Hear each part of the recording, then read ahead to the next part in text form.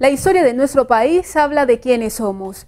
Dice mucho de nuestros valores, de nuestras cualidades o defectos. Es por eso común que encontremos en personajes valientes y llenos de virtudes a los héroes de nuestra patria.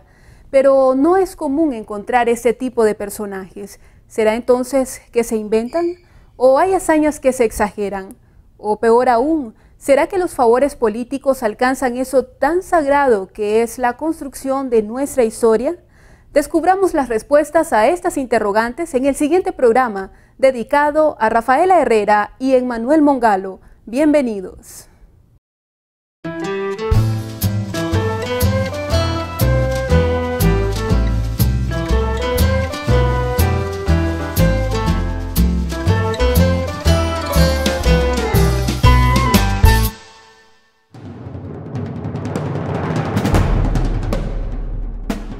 En el siglo XVIII, América estaba sometida a la corona española.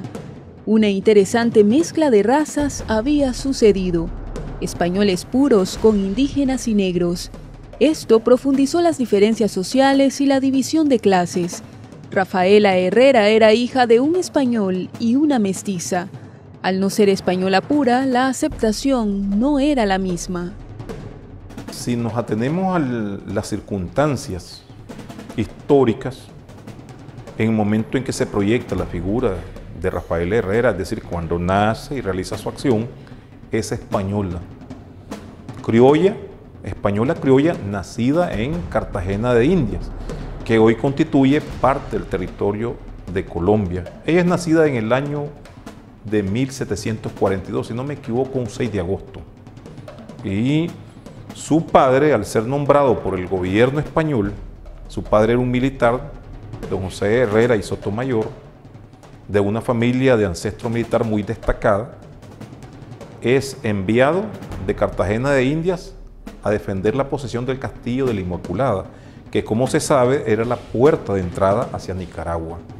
La condición de español puro de su padre favoreció que éste lograse quedarse con su pequeña hija, y es posible que por ser una niña criolla, él se atreviera a llevarla a sus labores militares y que Rafaela haya estado muy familiarizada con las armas y las guerras.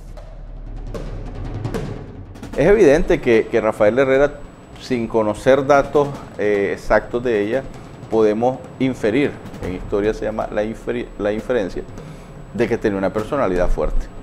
Caso contrario, hubiera sido imposible que ella, mujer, en el siglo, estamos hablando de 1762, siglo XVIII, ¿verdad?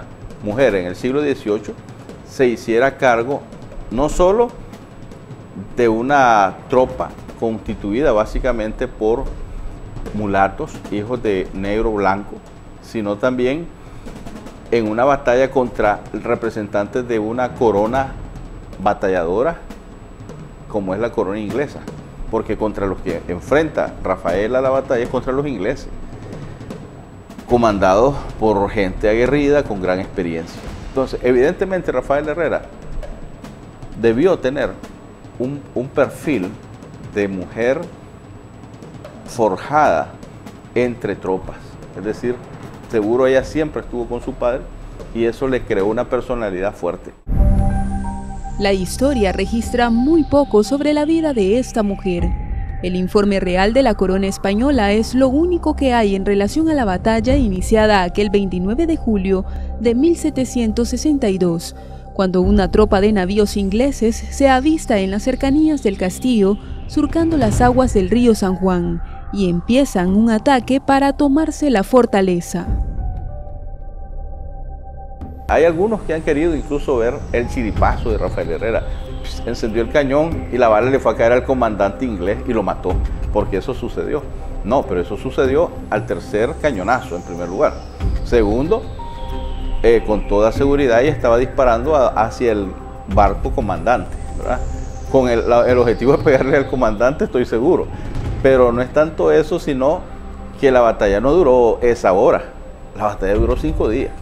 O sea, el combate del Castillo de Río San Juan no es un asunto de 1 hora, es de 5 días. Y a los 5 días de resistencia militar de parte de las tropas acantonadas dirigidas por Rafaela Herrera, huyen los ingleses. Los ingleses.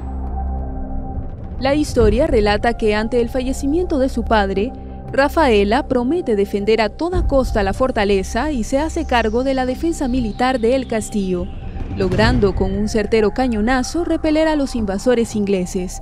Pero el informe real dice que para entonces el coronel Juan Aguilar y Santa Cruz había tomado el control, y algunos historiadores indican que los relatos han sido exagerados en busca de una mujer heroína para nuestra patria. Uno de los aspectos que se ha mitificado y que no son ciertos según la documentación histórica es que ella dirigió la defensa del castillo. No, ella participó en la defensa del castillo y disparó el cañón. Eso es evidente, está documentado.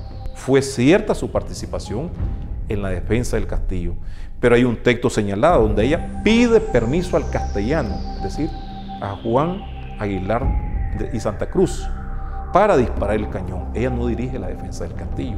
Que se dice que había muerto su padre y estaba velándose el cadáver.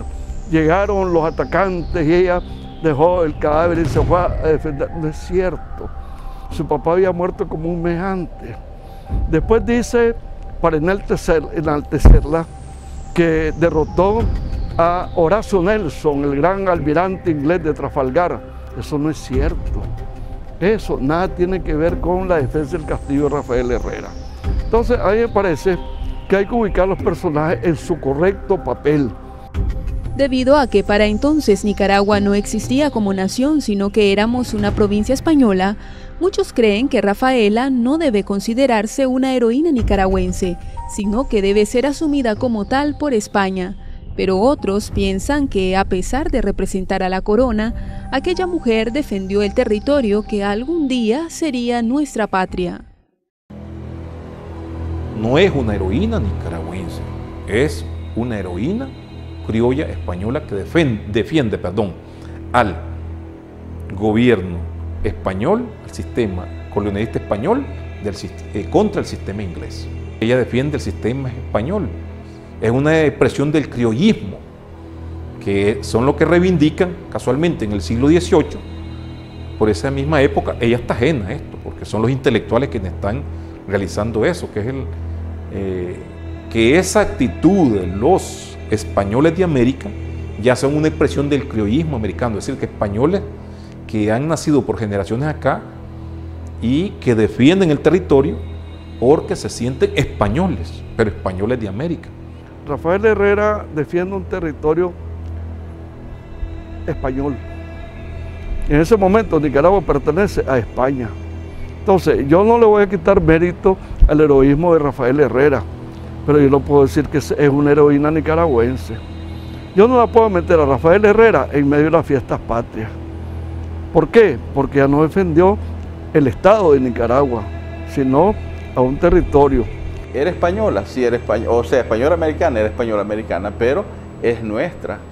La asumimos como nuestra después de que nos independizamos. La asumimos como nuestra porque representó un momento histórico que ella demostró arrojo, valentía, identidad cultural, y así es como vamos forjando nuestra identidad cultural. Es decir, nadie puede decir que Nicaragua nace con la fundación de León y Granada.